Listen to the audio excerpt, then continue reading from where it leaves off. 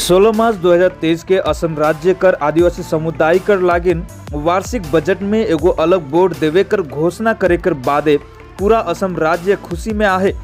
और इकर लागिन पूरा राज्य कर आदिवासी समुदाय असम सरकार साथ ही केंद्रीय सरकार के भी धन्यवाद देवत हैं।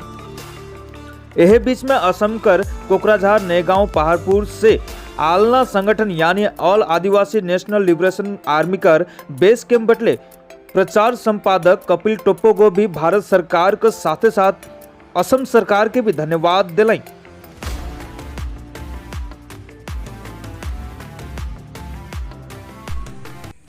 आज हमने अनला संगठन दिखे से असम सरकार के धन्यवाद एक वजह थी जोनटा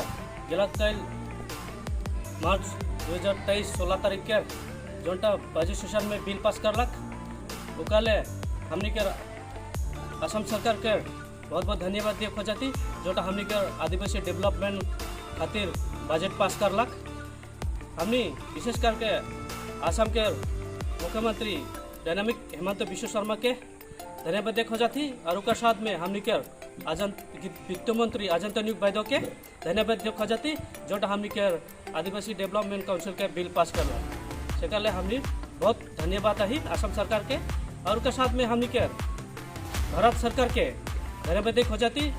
स्पेशली हमने के गृह मंत्री अमित शाह के ओके भी बहुत बहुत धन्यवाद हो जाती जोटा हमने उकर सहयोग के हमने डेवलपमेंट असम में पालू के। Thank you.